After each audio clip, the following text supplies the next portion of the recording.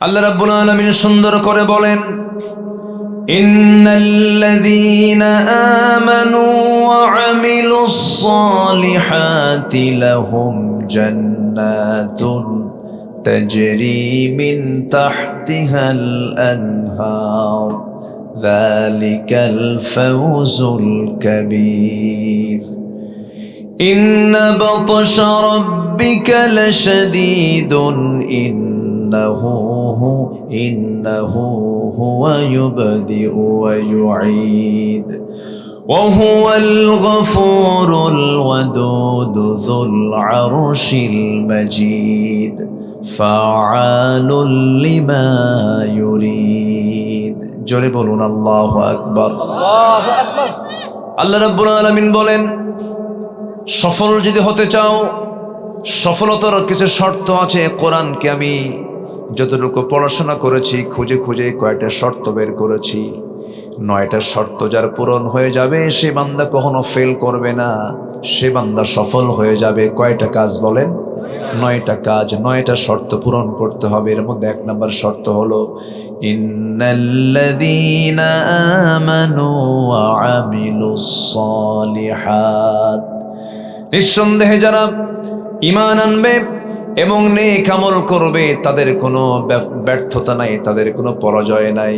তারা মহা সাফল্যে সাফল্যবান হয়ে আল্লাহ তাআলা তাদের জন্য এমন জান্নাত রেখেছেন যার নিচ দিয়া নহর প্রবাহিত। জোরে বলুন সুবহানাল্লাহ। নহর, নদী প্রবাহিত। সে জায়গায় থাকবে হলো 4টা নহর। জান্নাতের নহর হলো 4টা।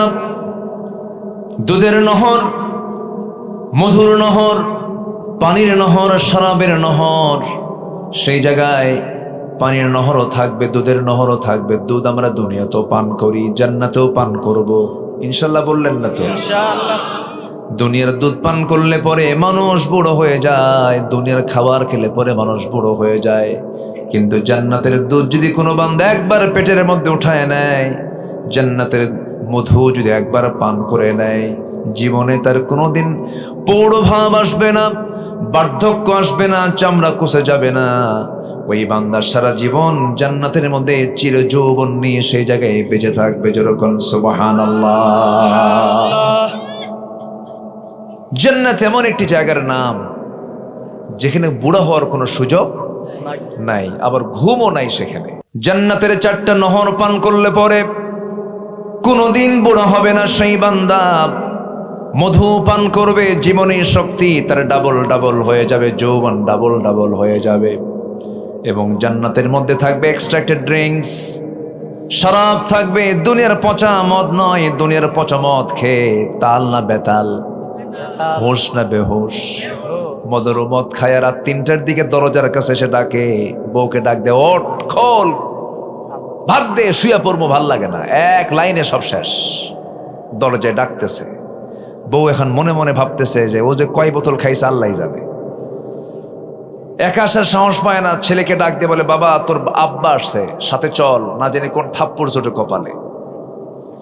ছেলের সাথে নিয়ে দরজার কাছে এসে দরজার হুকটা খুলে, শিকলটা খুলে সামনে দাঁড়ায় আছে। বইয়ের দিক তাকায় আছে, স্বামী লাল টকটকা চোখ, বইয়ের দিকে তাকায় বলে, আম্মা আসসালামু আলাইকুম। বউ বলে, হাইরে আমার পোড়া কপাল। ঘুম থেকে উঠে স্বামীর মুখে মায়ের ডাক, তোমার কি একটু হুঁশ নাই? একটা যুবক ছেলের পাশে দাঁড়ায় আছে, তার সামনে আমার মা বলে ডাকো। ছেলের দিকে তাকায় বলে, দুলা ভাই আসসালামু আলাইকুম। তাহলে দুনিয়ার নেশার প্রতিক্রিয়া হচ্ছে সে পাগল। আর জান্নাতের যে ড্রিঙ্কস আল্লাহ পাক বান্দাকে দিবেন, এতে তার সেন্স, এর মেধা আর শার্প হবে, যৌবন আর ডাবল ডাবল হয়ে যাবে। সুবহানাল্লাহ। জোরে বলি সুবহানাল্লাহ। সবাই কি সেই জান্নাতের 4টা নহর পান করবেন? ইনশাআল্লাহ। সেই 4 জাতীয় পানীয়, জুস, এগুলো কি সবাই খেতে রাজি আছেন? সবাই নামাজ না পড়লেও হবে। চাচা, নামাজ না পড়লে হবে না? এদিকে এরকম দরবার আছে কিনা জানি না, দরবারের মুরিদ হলে নামাজ লাগে না, আছে নাকি? এগুলো আছে, পিটাইয়া সোজা করবেন সবগুলো। যে দরবারের ভণ্ড বলে নামাজ লাগে না, ওই ভণ্ডরে আম গাছের সঙ্গে বাইন্দা দড়ি দিয়ে পিটাইয়া সোজা করবেন একদম। বদমাইশ এগুলো। রাগ করতেছেন নাকি? নামাজ কয় ওয়াক্ত?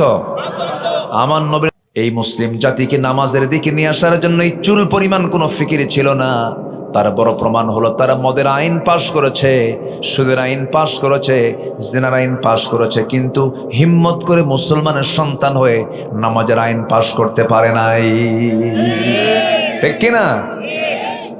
সব দেখছি আমরা, কারো 8 বছর, কারো 16 বছর, কারো 25 বছর।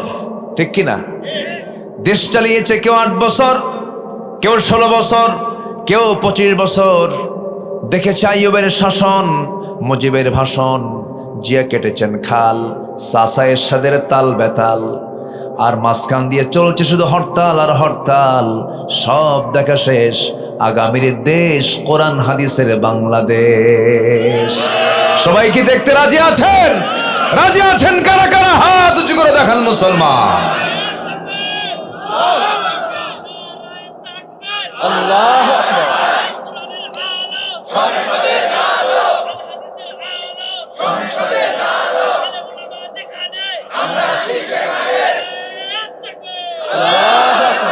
আমার নেতা তোমার নেতা, এটা যেন বাদ না যায়। আমরা নেতার সংকটে আছি, আমাদের কোনো সংকট নেই, শুধু নেতৃত্বের সংকট দূর হলেই জাতি সব সোজা হয়ে যাবে। ঠিক কিনা? কোন চোরকে আমরা নেতৃত্ব দিতে চাই না। দেশ থেকে শুধু টাকা লোপাট হয়েছে, ওরা দেশকে ব্যবসার পুঁজি বানিয়েছিল। আমার দেশের সন্তানগুলোকে হাতে অস্ত্র তুলে দিয়ে সন্ত্রাস বানিয়েছে, আর নিজের সন্তানদেরকে ইউরোপ আমেরিকায় পড়াশোনা করাইছে, বিয়ে বাড়ি বানাইছে আমেরিকা। সম্মানিত ভাইয়েরা, আমরা তাদের হাতে আর দেশ দিতে চাই না, আমরা আমানতদারদের হাতে আমরা দেশ তুলে দিতে চাই, যারা দেশকে প্রকৃত ভালোবাসে। আল্লাহ কবুল করুন, জোরে বলি আমিন, আরো জোরে আমিন। সফল হওয়ার জন্য 1 নম্বর শর্ত হলো আমরা ঈমান আনবো, নেক আমল করবো, জোরে বলি ইনশাআল্লাহ। কিন্তু আমরা আমাদের দেশে কিছু মুসলমান কেমন দেখতে পাই, যাদের সকালবেলা ঈমান আছে, বিকেলবেলা ঈমান নাই। ইউসবিহু মুমিনান ওয়া ইউমসি কাফিরান। সামান্য এক বিড়ির কাছে ঈমান বিক্রি করে দেয়। আপনি কি জানেন, আপনি একটা চোরকে সমর্থন দিলেন, সেই চোর চুরি করবে, আর আপনি বসে বসে সেই গুনাহ আপনার আমলনামায় যাবে। এটা খেয়াল করার দরকার আছে না নাই বলেন তো? আপনি ডাকাতকে ভোট দিবেন, সমর্থন করবেন, ওই ডাকাত ডাকাতি করবে, খুন করবে, খুনের গুনার অংশ আপনার আমলনামায় যাবে। একটাবার কি ভাববেন না? আপনি মনে হয় কষ্ট দিচ্ছে আপনাকে, কথাগুলো বলার কি দরকার আছে ভাই? আচ্ছা, এই যে ওঠে কেন, যাচ্ছে কেন এই লোকগুলো, যাচ্ছে সবই কি 1 নাম্বার? বসেন, একটু বসেন না ভাই, কত সময় কত দিক চলে যায়। শেষ বিশ্বকাপ খেলা হলো কোন সালে জানো? আমি কক্সবাজার থেকে আসতেছি মাহফিল করে, ফিরতেছি ঢাকার দিকে, রাত 2টার দিকে হঠাৎ করে ফোন। ভাবলাম কোনো মৃত্যু অথবা কোনো ইমার্জেন্সি কোনো নিউজ হতে পারে। সালাম দিয়ে বলে, হুজুর আমি আপনার কাছে ফোন দিয়েছি, একটু খাস করে দোয়া করবেন। অত রাতে দোয়া হয় কন্ত? তো বললাম, আপনি ফোন দিয়েছেন কেন, কি ব্যাপারটা কি? হুজুর আমি নিজেও দোয়া করলাম, আপনিও দোয়া করবেন। আমি কিছুক্ষণ আগে 2 রাকাত নামাজ পড়েছি, কিছুক্ষণ পর ব্রাজিল আর্জেন্টিনার খেলা। আমার রাগ এমন উঠলো, কি কব আর। তাহলে রাত 3টা পর্যন্ত যদি জেগে থেকে খেলার অপেক্ষায় থাকতে পারে, যেখানে বসে আছেন এই জমিন একদিন আমার আপনার জন্য আল্লাহর কাছে সাক্ষী হতে পারে, নাজাতের কারণ হতে পারে। একটা লোক উঠবেন না, জোরে বলি ইনশাআল্লাহ। কত সময় কত জায়গায় চলে যায়। এই জায়গায় বসার যে সম্মান, যে মর্যাদা, এটা যদি কেউ বুঝতো, লটারি দিয়ে হলেও বসতো এই জায়গায়, উঠতো না, টিকিট কেটে বসে থাকতো। গোপীনাথের মেলা আছে নাকি? দিকে আসেন, যাবেন, বেশি করে যাবেন, সব পাবেন। ভাবতেছেন হুজুর কোনো খোঁজ খবর রাখে না। সম্মানিত ভাইয়েরা, ঈমান আনবো আমরা সাহাবীদের মতো, জোরে বলি ইনশাআল্লাহ। আমার দেশে কিছু লোকের নামই আছে ঈমান আলী, ও ঈমান নিয়ে বসে আছে না, এরকম আছে না? নাম হলো ঈমান আলী, নামাজ পড়ে না। নাম হলো রমজান আলী, রমজান মাসে দুপুর বেলা ভাত খায়। নাম হলো হিম্মত আলী, সাইকেলের চাকা বাস্টলে সিট হয়ে পড়ে। নাম হলো আতর আলী, গোটায় গায়ে গাজার গন্ধ। নাম হলো বাদশা মিয়া, ভিক্ষা করে। নাম হলো খোকা মিয়া, বয়স 80 বছর, ও এখনো খোকায় আছে, বুড়ো হয় নাই। নাম দিয়া বংশ দিয়া জান্নাত মিলবে না। ঈমান একটা গুরুত্বপূর্ণ বিষয়। নাম দিয়ে বংশ দিয়ে যদি জান্নাত মিলতো, আবুল হাবের বংশ, আবু জেহেলের বংশ, আমার নবীর বংশ 2 না 1? এক বংশ। বাবার পরিচয় দিয়ে যদি সন্তান জান্নাত পেয়ে যেত, নূহ আলাইহিস সালাতু ওয়াস সালাম নবী ছিলেন, তার ছেলে কেনান, জান্নাত না জাহান্নাম? জাহান্নাম। নবীর বউ লূত আলাইহিস সালাতু ওয়াস সালামের বউ ছিল একজন কাফেরা, জান্নাত না জাহান্নাম? জাহান্নাম। স্বামীর পরিচয় দিয়া, ছেলের পরিচয় দিয়া, বাবার পরিচয় দিয়ে যদি জান্নাত মিলে যেত, ইব্রাহিম আলাইহিস সালাতু ওয়াস সালাম একজন নবী ছিলেন, তার বাবা ছিল একজন মুশরিক আজার, জান্নাত না জাহান্নাম? জাহান্নাম। অতএব কোন বংশের পরিচয় দিয়ে জান্নাত মিলবে না, বাবার পরিচয় দিয়ে জান্নাত মিলবে না। জান্নাত পেতে হলে বংশ লাগবে না ঈমান লাগবে? সফলতার 1 নম্বর শর্ত হলো ঈমান। 9টা শর্ত আছে, কেবল চলতেছে কয় নাম্বার বলেন? নুরু, ওয়াজ কি শেষ না শুরু? বহু লম্বা লম্বা কথা। একজন সাহাবীর কথা মনে হলো, মাসখানেক আগে, মাস 1.5 আগে গিয়েছিলাম মক্কা মদিনায়, ঘুরে আসলাম। আহারে, নবীর মদিনায় যখন হাঁটতাম মনে হতো আমার প্রিয়জন এখানে শুয়ে আছেন, আমার প্রাণের চেয়ে প্রিয় শুয়ে আছেন। ইমাম মালিক রাহিমাহুল্লাহ মদিনার মাটিতে যখনই আসতেন, কখনো তিনি জুতা পায়ে হাঁটতেন না। যখন বলা হতো, মালিক তুমি জুতা পায়ে হাঁটো না কেন? তপ্ত রোদের, এই তপ্ত রোদ, এই তপ্ত রোদে তোমার পাটা ঝলসে যাবে, কেন তুমি খালি পায়ে হাঁটো? তিনি বলতেন, ভাইরে, যে মদিনার মাটিতে রাসূল শুয়ে আছেন, সেই মদিনার মাটিতে আমি কেমনে জুতা পায়ে হাঁটি? কারণ জীবনের চাইতে রাসূলকে বেশি ভালোবাসি। জোরে বলেন সুবহানাল্লাহ। আমার বন্ধুগণ, কাদের মতো ঈমান আনতে হবে? একজন সাহাবীর কথা মনে হয়ে গেল, ঈমান এনেছেন, কত বড় পরীক্ষা চলে আসলো। আপন চাচা বলে ফেলতেছে, ভাতিজা, বাপ মরে গেছে, তোকে দেখেছি, তুই এতিম ছিলি, তোকে বড় করেছি, শুনলাম তুই নাকি ঈমান এনেছিস। সঙ্গে সঙ্গে ভাতিজা বলছে, চাচা শুনবেন কেন, আপনি দেখেন, আশহাদু আল্লা ইলাহা ইল্লাল্লাহু ওয়াহদাহু লা শারীকা লাহু ওয়া আশহাদু আন্না মুহাম্মাদান আবদুহু ওয়া রাসূলুহু। হেদায়েতের মালিক কে? চাচা বলছে, ভাতিজা, আমার বাপ দাদার ধর্মে তুমি চুনকালি মেরেছো, তোমাকে রক্ষাই। তুমি কি জানো এর ফলাফল কি হতে পারে? সব সম্পত্তি জোর করে তোমার হাত থেকে ছিনিয়ে নেব। মুস্কি হাসি মেরে বলছে, চাচা, সম্পদ ছিনিয়ে নেওয়ার হুমকি দেখান। আপনি কি জানেন আমার ঈমানের কাছে শুধু আমার সম্পদ কেন, গোটা দুনিয়ার সম্পদ আমার কাছে তুচ্ছ। জোরকান সুবহানাল্লাহ। আর বিড়ির প্যাকেট একখান দিয়া কয়, ঠিক আছে দেখবো। আছে না নাই? আছে না নাই? আমার বন্ধুগণ, চাচা খেপে গেল, রেগে গেল, জামায় কলারে হাত দিয়ে টেনে জামা ছিঁড়ে ফেলল, পরনের লুঙ্গিটা পর্যন্ত খুলে রক্তাক্ত করে ঘাড় ধাক্কা দিয়া ঘর থেকে তাকে উলঙ্গ করে বের করে দিয়েছে। বের হয়ে গেলেন ঈমান নিয়া। কি নিয়া? ঈমান নিয়ে। সব ছাড়লেন, কি ধরলেন? ঈমান ধরলেন। মার দরজায় গিয়ে বলছে, মা দরজা খুলো, আমাকে দেখো না, আমাকে উলঙ্গ করে চাচা ঘর থেকে বের করে দিয়েছে। মার কাছ থেকে একটা চাদর নিলেন, ছোট্ট একটা কাপড় নিয়ে কোনো মতো সতরটা ডাকলেন। সেই সময় শীতকাল চলে, শীতের মধ্যে খালি গায়ে হেঁটে হেঁটে তিনি ওই মদিনা পর্যন্ত, নবীর দরবার পর্যন্ত চলে গেলেন। নবীর দরবারের সামনে গিয়ে, দরজার সামনে গিয়ে দাঁড়ায় নক করছেন, ইয়া রাসূলুল্লাহ সালামুন আলাইক। নবজি দরজা খুলেই দেখেন গায়ে কিছু নাই, থরথর করে কাঁপে, চেহারা সাদা হয়ে গেছে, ঠান্ডায় কাঁপতেছে। ভিতরে ঢুকলেন, নিজের গায়ের সুন্দর দুটো জুব্বা তিনি বের করে বলছেন, ও আল্লাহর গোলাম, গায়ে আগে কাপড়টা পরে নাও, তোমার তো ঠান্ডা লাগছে। বিস্তারিত শুনলেন। এরপর রাসূল মুস্কি হাসি মেরে বলছেন, তোমার চাচা তোমাকে উলঙ্গ করে ঘর থেকে বের করে দিয়ে বস্ত্রহীন করেছে, আমি তোমাকে আমার গায়ের জুব্বা, আমি তোমার বরকতময় জুব্বা দিয়ে দিলাম। ঈমান আনলে লস না লাভ? পরাজয় না বিজয়? বিফল না সফল? সফল। এই তো সফলতা শুরু হয়ে গেল। আমার নবীজি বললেন, ও আব্দুল্লাহ, তুমি আমার কাছে কিছু চাও নাকি?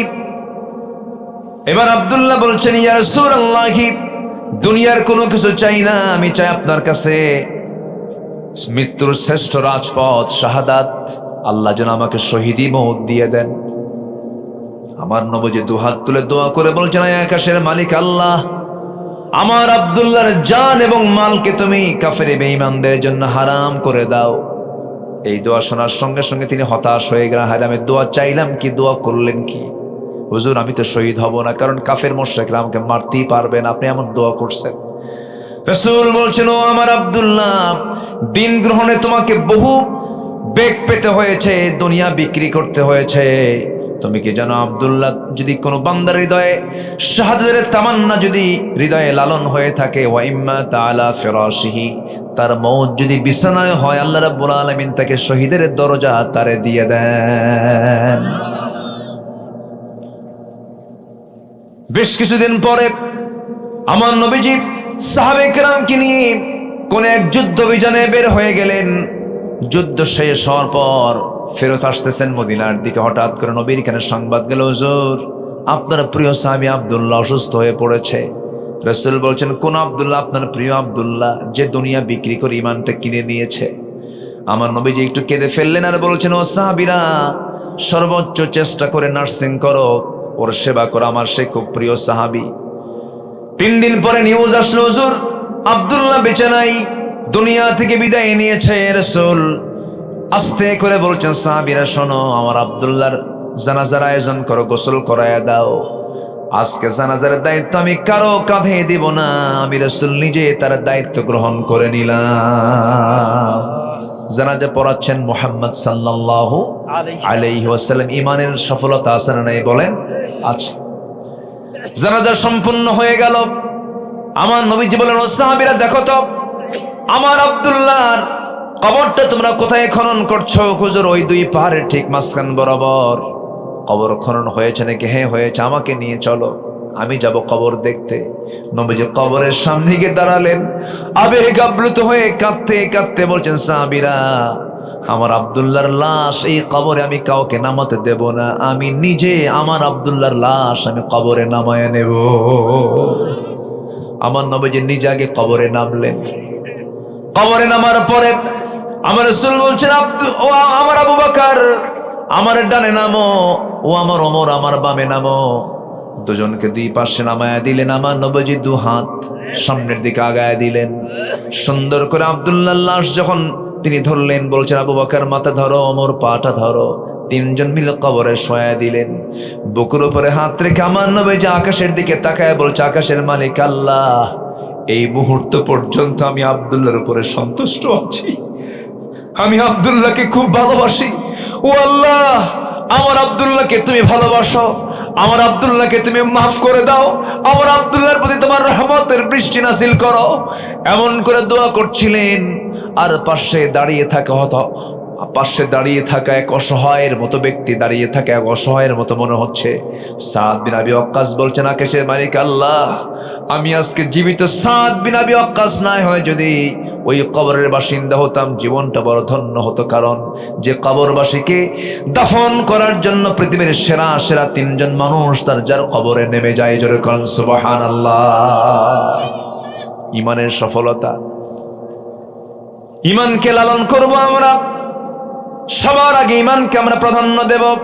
ঈমানদার মিথ্যুক হবে না, ঈমানদার গীবতকারী হবে না, ঈমানদার হিংসুক হবে না, ঈমানদার চগলখোর হবে না, ঈমানদার জমি ঠেলবে না, ঈমানদার বান্দার প্রতি জুলুম করবে না, ইমানদার কখনো মিথ্যা সাক্ষ্য দেবে না, ইমানদার কখনো আল্লাহর আইনকে লঙ্ঘন করবে না, ইমানদার হবে সকল বান্দার চাইতে স্বতন্ত্র। জোরে কোন সুবহানাল্লাহ। হিংসা আছে? হিংসা না, এলাকায় হিংসা নাই। জমি কেনে একজন, ঘুম হয় না আরেকজনের, আছে কি না? কিনলো কেমন জমিটা? শ্যামপুর গ্রামের একটা ছেলে বড় অফিসার হলো, অমুকের ছেলে বড় অফিসার হয়ে গেছে, আরেকজনের ঘুম নাই। আরে হলো কেমনে রে? কেমনে হলো? এই যে জলে, এটার নাম হলো হিংসা। এটার নাম কি বলেন তো? হিংসা। বলা উচিত, আল্লাহ তুমি তাকে দিয়েছো, আমারও দাও। আল্লাহ তুমিও তাকে বড়, তুমি তাকেও বড় করো, আমাকেও বড় করো। এই উদারতা থাকতে হবে ইমানদারদের মধ্যে। জোরে বলি ইনশাআল্লাহ। ইনশাআল্লাহ। আগের যুগে মানুষ বিয়ে করতে যেত ঘোড়ায় চড়ে, আবার গরুর গাড়িও ছিল, তাই না? পালকি ছিল। তো ঘোড়ার চড়ে অনেক সময় বিয়ে করতো আগের যুগের মানুষ। তো বিয়ে করবে এক ছেলে, গ্রামের এক মুরব্বীর শুধু একটা ঘোড়া আছে, আর কারো ঘোড়া নাই। তাকে কি বললো, চাচা আমার অমুক দিন বিয়ে, আমাকে ঘোড়া দিবেন? ওই চাচার খুব রাগ ছিল এই যুবকের উপরে, ঢালছে রাগ, সবাই রে দেব, তোরে ঘোড়া দেব না, যা। হয়তো কোনো বেয়াদবি করছে, রূপক অর্থে বলছি। মনটা খারাপ করে বাড়িতে চলে গেছে। কদর আসছে, কদর, সবে কদরের রাত্রিতে নামাজ কালাম পইরা শেষে দোয়া করতেছে, আল্লাহ আমার আজকের দোয়ায় আমার কোনো চাওয়া নাই, আমার পরিবারের পক্ষ থেকেও কোনো চাওয়া নাই, আল্লাহ আজকে রাত্রে আমার একটাই দোয়া, বুড়ার যেন ঘোড়া মরে। বুড়ার যেন কি মরে? ঘোড়া। এই দোয়া করে মসজিদ থেকে বের হয়ে আসছে, এসে দেখে বাড়িতে ওর মা কান্দে। মা তুমি কান্দো কেন? কে বাবা, তোর গরু মরছে। কি মরছে? গরু। দোয়া কবুল হয়েছে কি হয় নাই? হয়েছে। মালাকুল মউত ঠিকই আসছে, কিন্তু ঘোড়ার কাছে না গরুর কাছে? গরুর কাছে। হিংসা করবেন, নিজেই শেষ হয়ে যাবেন, নিজেই শেষ, অন্যের কোনো ক্ষতি হবে না। হিংসুক ইমানদার হবে না, মিথ্যুক ইমানদার হবে না, গীবতকারী ইমানদার হবে না, চগলখোর ইমানদার হবে না। ইমানদার হবে সলিড ব্যক্তিত্ব সম্পন্ন মানুষ। আল্লাহু আকবার বল। সে হবে স্বতন্ত্র, সে আলু হবে না, সে হবে মিষ্টি আলু।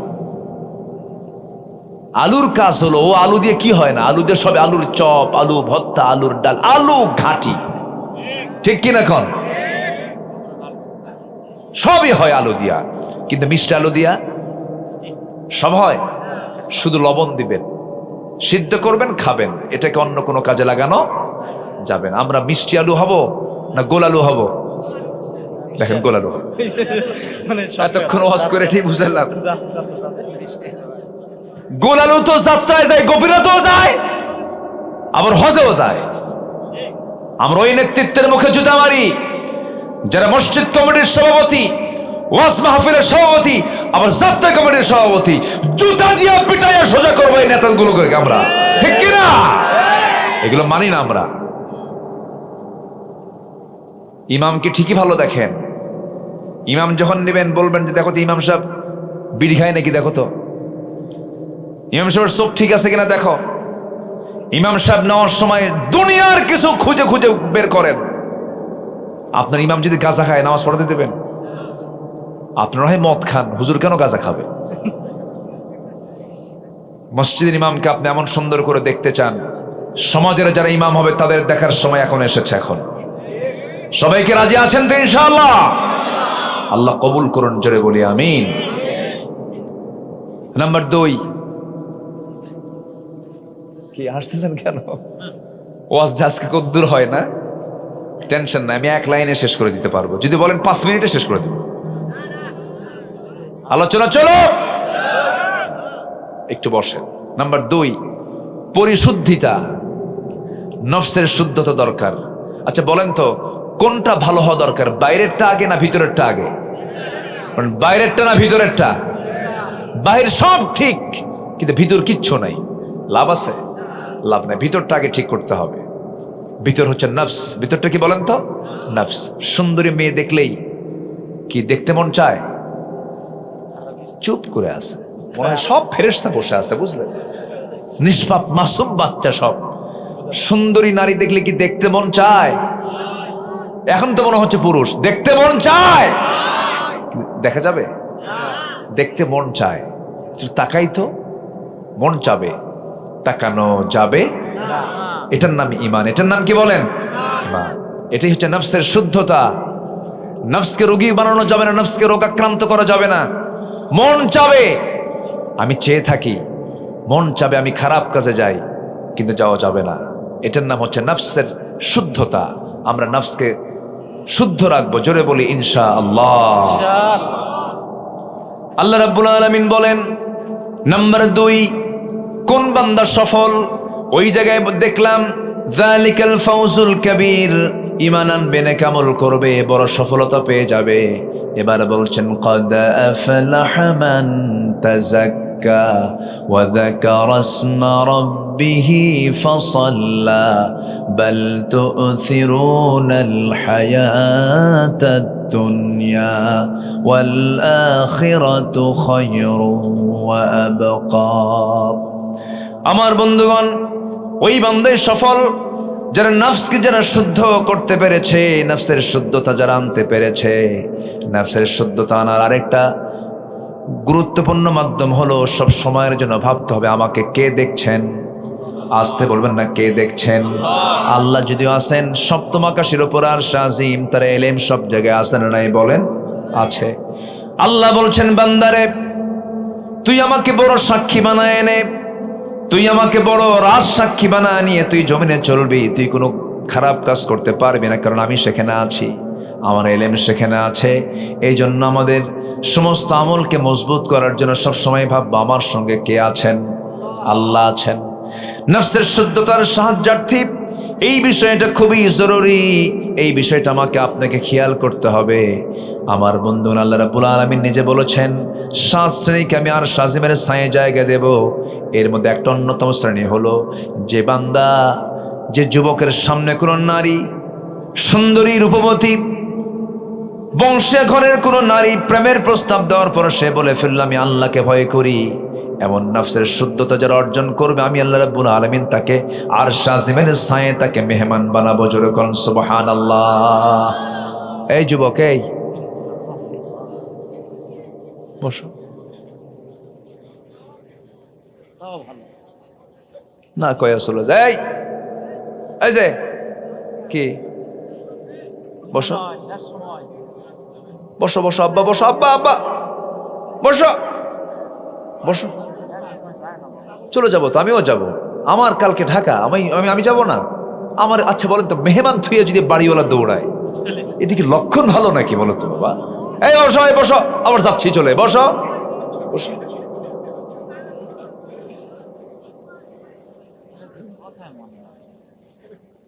বসো বাবা। সম্মানিত ভাইয়েরা, এই তো আর কিছুক্ষণ থাকবো আমরা, একটু বসে। কি যেন বলতেছিলাম?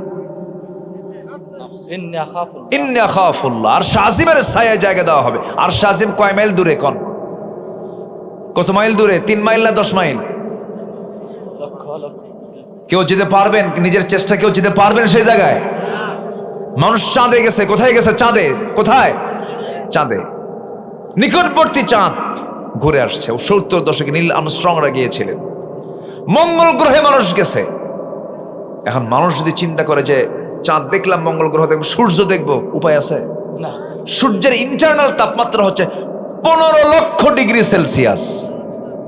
15 লাখ ডিগ্রি সেলসিয়াস ইন্টারনাল তাপমাত্রা। কেমনে যাবেন আপনি? সম্ভবই না। হ্যাঁ, বিজ্ঞান যদি বলে একটু তারকা দেখতে যাব, তারকা কি আরো কাছে না আরো দূরে? পৃথিবীর সবচেয়ে নিকটবর্তী তারকার নাম হলো প্রক্সিমা সেন্ট্রাই, সবচেয়ে নিকটবর্তী তারকা। এই তারকার দেশে যদি কোন বান্দা সফর করতে চায়, দেখতে চায়, বিজ্ঞান বলছে, গবেষণা করে বলছে পৃথিবীর সবচেয়ে লেটেস্ট আবিষ্কার হলো নভোযান অ্যাপোলো 11।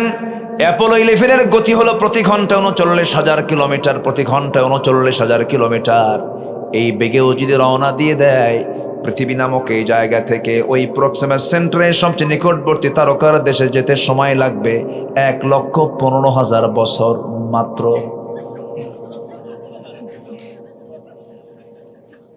ছোট্ট ছেলে বুঝে গেছে, দেখছেন? মাশাআল্লাহ। বলি আল্লাহ আল্লাহ আল্লাহু আকবার বলেন। ১,১৫,০০০ বছর মাত্র মাত্র বাঁচবেন কয়দিন, যাবেন কোন দিন?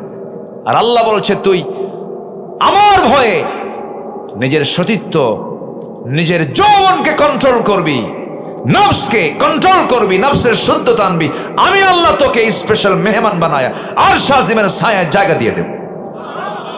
জোরে কোন সুবহানাল্লাহ। কত বড় নিয়ামত, কত বড় প্রাপ্তি আল্লাহ পাক বান্দাকে দিতে চান, কিন্তু বান্দা নিতে চায় না। জান্নাতের যে নিয়ামত, দুনিয়ার জন্য আমরা পাগল। আমার রাসূল একটা মরা ছাগলের কান ধরে আছেন, মরা ছাগলের, সে কানটা আবার কাটা। কানটা কি কাটা ধরে বললেন এটা কেউ টাকা দিয়ে কিনবা? কুজুর টাকা দিয়ে কেনা যায়? ওর তো কানও ঠিক নাই, দামি নাই।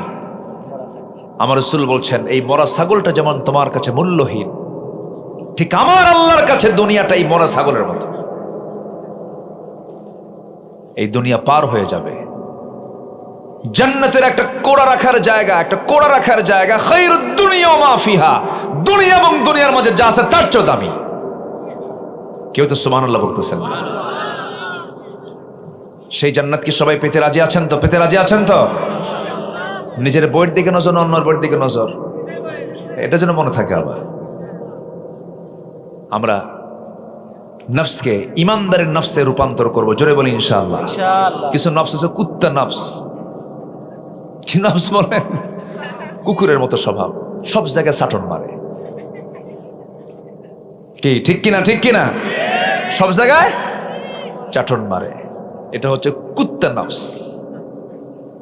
উলাইকা কাল আনআম বাল হুম আদাল। আমি কই নাই, এটা আল্লাহ কইছে। কি ঠিক আছে কিনা? কোন এটা কি আমার কথা বলতেছে নাকি?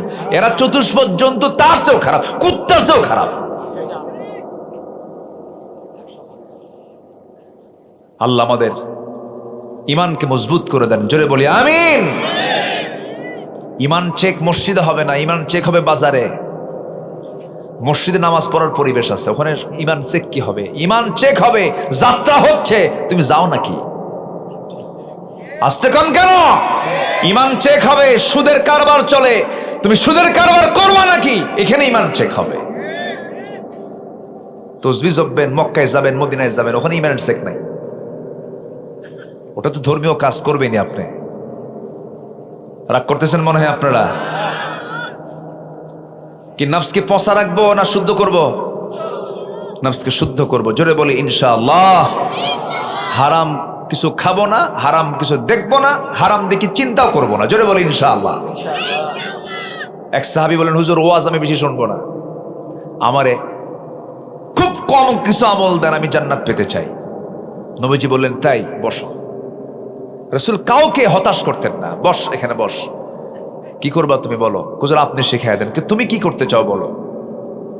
ওই সাহাবী বলছেন ইদা সাল্লাইতুল মাকতুবাত ওয়া সামতু রমাদান ওয়া আহলালতুল হালাল ওয়া হারামতুল হারাম ওয়া লাম আযিদ আলা যালিকা শাইআন আদখুলুল জান্নাতা ইয়া রাসূলুল্লাহ। তিনি বলছেন হুজুর আমি যদি 5 ওয়াক্ত নামাজ পড়ি, রমজান মাসে রোজা রাখি, হালালকে হালাল জেনে হালাল জীবন গ্রহণ করি, হারামকে হারাম জেনে হারাম জীবন যদি ছেড়ে দেই, আমি কি জান্নাত পাবো নাকি? রাসূল মুস্কি হাসি মেরে বললেন সাহাবী তুই জান্নাতি। জোরে কোন সুবহানাল্লাহ। আমাদের মূল প্ল্যান হলো জান্নাতে আমাকে যেতেই হবে। জোরে বলি ইনশাআল্লাহ। কিন্তু যে বিড়ি টানে, বা বিড়ির টান দেখে মনে হয় ওর জন্মই হয়েছে বিড়ি খাওয়ার জন্য, আছে কিনা বলেন? এত বিড়ি খায়, দেখছেন কি কয়েকশো, শুনছেন কথা? শেষ হতে আরেকটা, আরেকটা শেষ হতে আরেকটা, রাত 3টার দিকে ঘুম থেকে উঠেও খায়, সকালবেলার নাস্তা মিস, কিন্তু বিড়ির কোনো মিস নাই। বাথরুমে ঢোকে সেখানেও খায়, সাড়ে ওদিকে ধরে। যেরকম নাউজুবিল্লাহ। আর সে যাবে জান্নাতে, কম কথা, ওর জান্নাতে যেও তো বিড়ি তালাশ করবে। এক মাহফিলে গেছি কুড়িগ্রাম, নাম শুনেছেন তো? আমাদের দেশে কিছু গ্রাম আছে, চট্টগ্রাম আছে, 14 গ্রাম আছে, আর মাত্র এদিকে কি গ্রাম? কুড়িগ্রাম। আবার পাটগ্রাম আছে, আবার এখানে কি আছে? 5 গ্রাম। সর্বনিম্ন এটাই তো, এর নিচে আর নাই, 0 গ্রাম নাই আর কোথাও। 8 গ্রামও আছে। আচ্ছা তাহলে থামেন, আমি কই চট্টগ্রাম শুনছেন তো নাম? বিড়ির ব্যাপারে যখন কথা বলছিলাম, জান্নাতের নিয়ামতের কথা বলছিলাম, জান্নাতে এই থাকবে, ওই থাকবে, এই নহর থাকবে, এই খাবার থাকবে, এরকম হুর থাকবে, জান্নাতের বর্ণনা প্রায় 1 ঘন্টা ধরে আয়াত বলতেছিলাম। হঠাৎ করে এক চাচার সামনে দাঁড়ায় বলে, হুজুর ওয়াজ তো শুনলাম, জান্নাতের বহু নিয়ামত শুনলাম, হুজুর বিড়ি নাই। ওর এমন চিন্তা যে এইটা তো শুনলাম না, থাকবে কিনা। এরকম কিছু জান্নাতে দেওয়া হবে না। জান্নাতে যা খেলে আপনার কলিজা পুরে শেষ হয়ে যাবে, এমন কিছু জান্নাতে দেওয়া হবে না। জান্নাতে যা দেওয়া হবে আপনার জীবনটারও তরুতাজা হয়ে যাবে। আল্লাহু আকবার বলেন। আল্লাহ তুমি সকল নেশা থেকে যুব সমাজকে হেফাজত করো, বিশেষ করে মদ, জুয়া, হেরোইন, আফিম, ফেন্সিডিল। এদিকে নাই তো ফেন্সিডিল। 5 বিবি কোন দিকে? হিলি কোন দিকে? খবর তো আছে। হ্যাঁ, আমার কাছেও খবর আছে। এগুলো করবা না, এগুলোর মধ্যে যাবা না, সব শেষ হয়ে যাবে, সব শেষ হয়ে যাবে।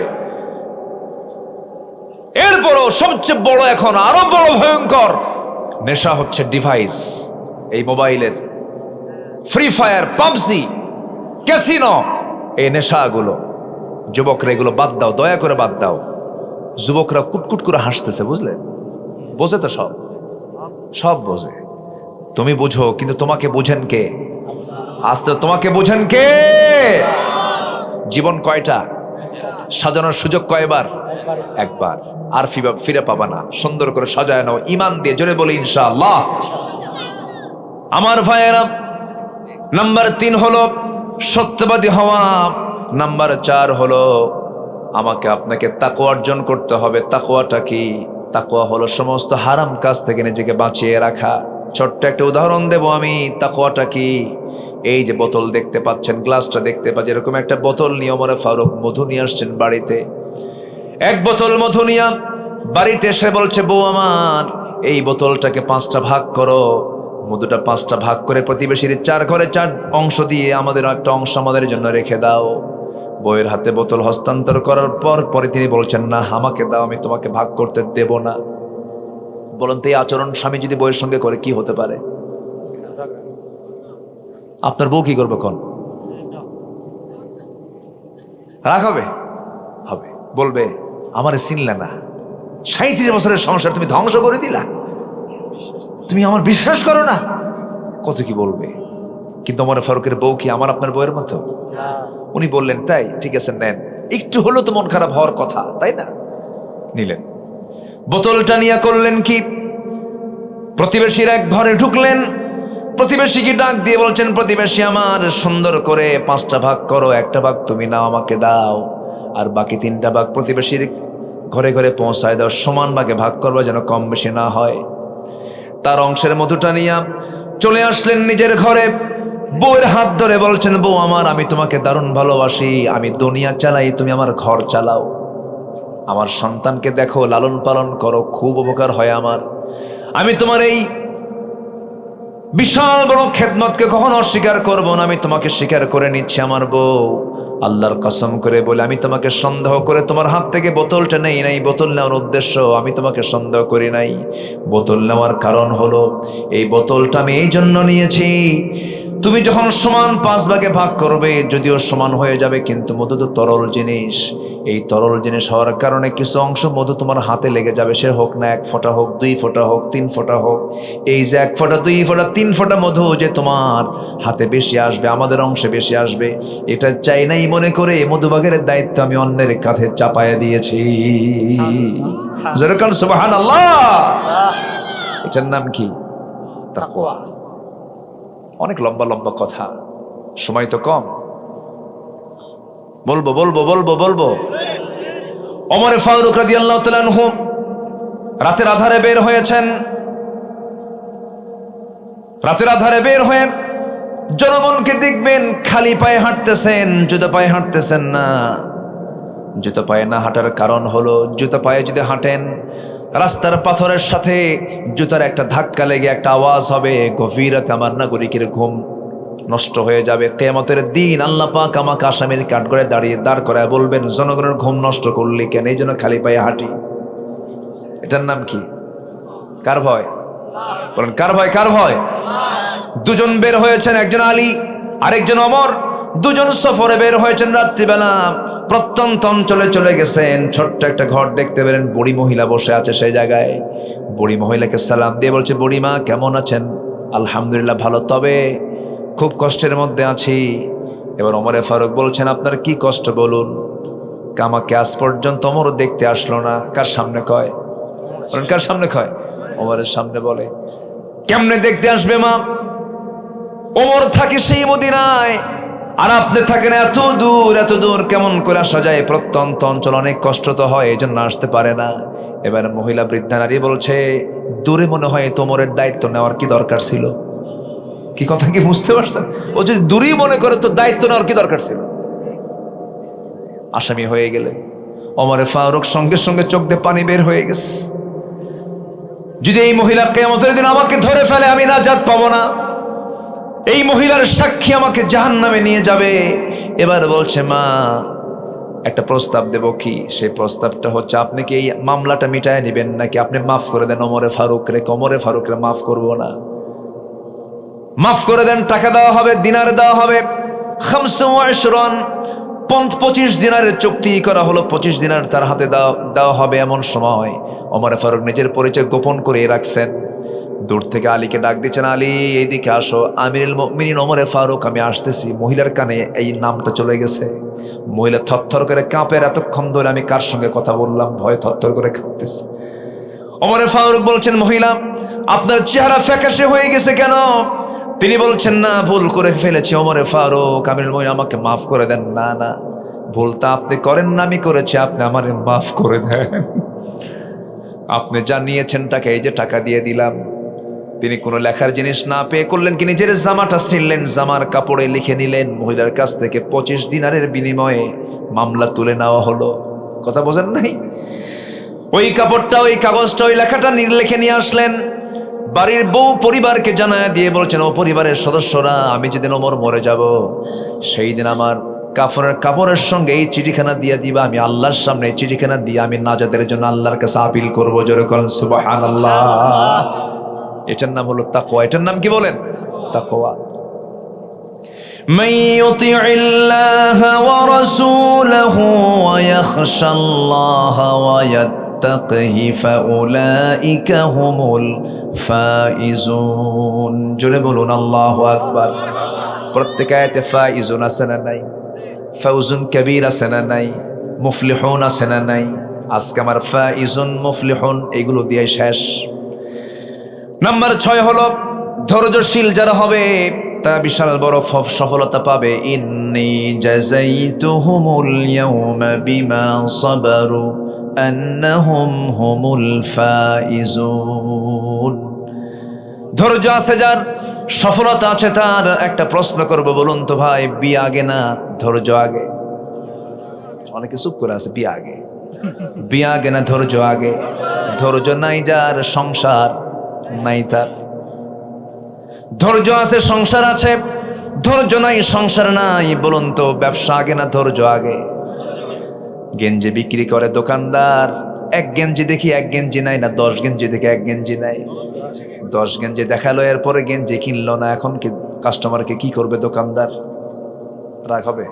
রাগ হলে ব্যবসা হবে? রাগ হলেও ভিতরে ভিতরে জ্বলবে, কিন্তু মুখে হাসবে। মুখে কি করবে? হাসবে। রাগ করলে পরে ব্যবসা হবে না। আর যদি মনে করেন তুই কিনবি না কেন, বাইন্দা কেনাবো, আসবে কাস্টমার? আসবে না। রাগ করবেন, সব শেষ হয়ে যাবে, পরিবার শেষ হবে, সংসার শেষ হবে, ব্যবসা শেষ হবে, দায়িত্ব শেষ। এক মহিলা ফোন দিয়ে বলে, হুজুর একটা প্রশ্ন। কি প্রশ্ন? আমার স্বামীটা সকালেও তালাক দেয়, বিকেলেও তালাক দেয়, আমি আসি না নাই? সকালেও তালাক দেয়, বিকালে বিকেলও তালাক দেয়। এরকম কিছু বদমাইশ আছে না? আছে আছে আছে আছে না? আছে না? আছে আছে তালাক টালাক দিয়ে আমাদের কাছে বলে, হুজুর আমার দুটো মেয়ে আছে হুজুর, দেখুন তো কোনো দিকে ফাঁক ফোকর দিয়ে কিছু করা যায় নাকি? পিটাইয়া সোজা করা দরকার বেদবগুলোকে। শক্তি খাটাও না, শক্তি খাটাও কোন জায়গায় খাটাও? যেটা হারাম হয়ে যায় সেদিকে খাটাও কেন? আবার আফসোস করো কেন? থুতু ফেলে দিয়ে সেই থুতু চাটতে চাও কেন? কি আসতে কন কেন? ইমানদারের জবান হবে দুর্বল না মজবুত? যা করবে যা বলবে সেটাই ইমান। আল্লাহু আকবার বলে। ধৈর্যশীল হব। একজন নবীর মধ্যে খুব রাগ ছিল, সে নবীর নাম কি বলুন তো? মুসা রাগ না কমান পর্যন্ত নবুয়ত পাইছেন উনি। ইতিহাস আছে না, অনেক লম্বা ইতিহাস আছে না। রাগ কমানোর জন্য আল্লাহ পাক ছাগল চড়াতে বলল। ছাগল চড়া 10 বছর। ছাগল তো খুব শান্ত প্রাণী, তাই না? না একবার ব্রেক মারলে দড়ি ছিঁড়ে যাবেন আপনি, ও নড়বে না, তুই যা। সেই ছাগল চড়ানোর দায়িত্ব দিয়েছেন মুসা সাল্লামকে 10 বছর। রাগ কমছে, নবুয়ত দিচ্ছেন। সুবহানাল্লাহ। এই ওয়াজ করলে 3 ঘন্টা লাগতো, সময় তো নাই। কেমনে সময় যে আজকে গেল বুঝলামই না আমি, কেমনে গেল আমি টেরই পাইলাম না।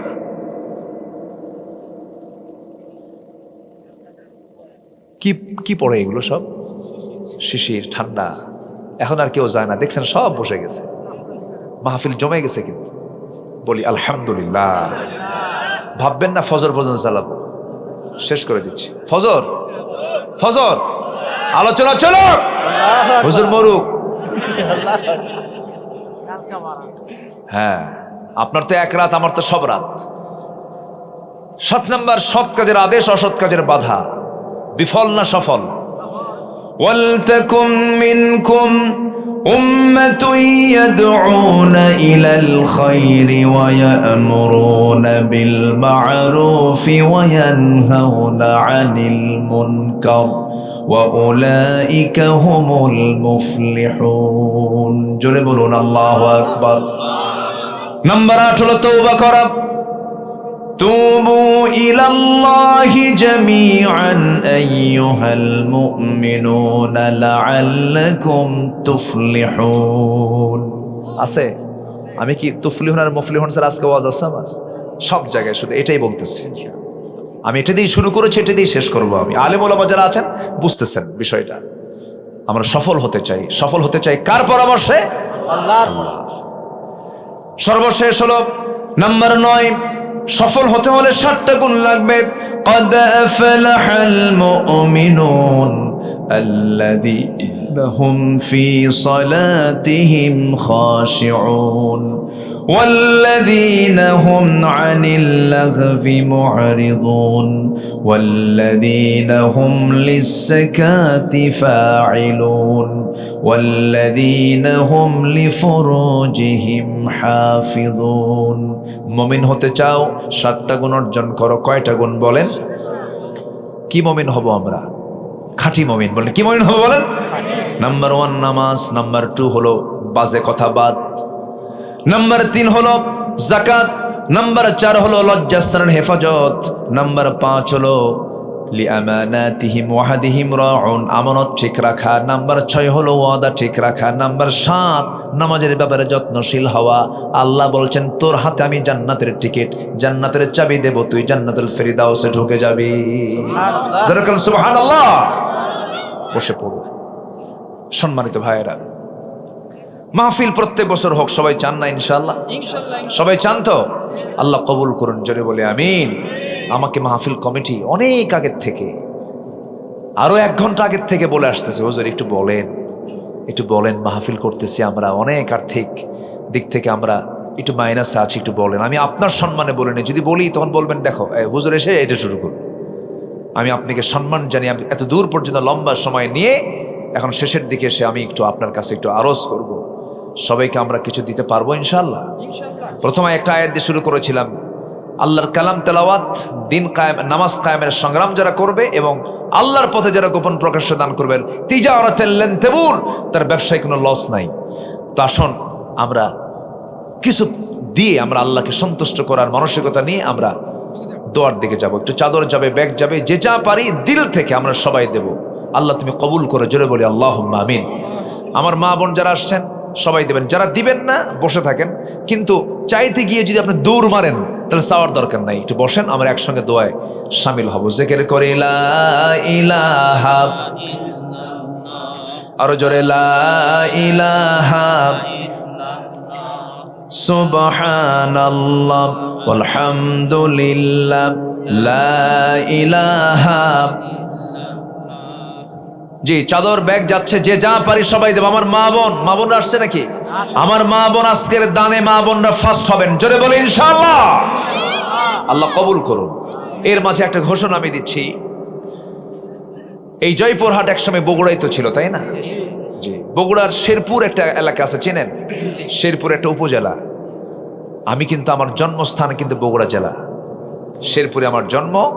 তো আমার মাতৃভূমি হিসাবে ওই শেরপুরের একদম পৌর এরিয়ার মধ্যে একদম মেইন শহরে আমি আমার নিজ তত্ত্বাবধানে আমি স্থায়ী কিছু কাজ করার জন্য, জাতিকে কিছু দেবার জন্য আমি একটু যুগোপযোগী সিলেবাসকে সামনে রেখে একটি মাদ্রাসা আমি গড়ে তুলেছি, যেখানে পড়লে আপনার সন্তান যদি হাফেজ হয় কিন্তু ডাক্তার বাদ যাবে না, ইঞ্জিনিয়ার বাদ যাবে না। ডাক্তার হবে, হাফেজ ডাক্তার হবে, ইঞ্জিনিয়ার হবে, হাফেজ ইঞ্জিনিয়ার হবে, জজ হবে, হাফেজ জজ হবে। রডের বদলে বাঁশ দেবে না, চোর হবে না। এই জন্য আপনার সন্তানকে দ্বীনি শিক্ষা শিক্ষিত করুন।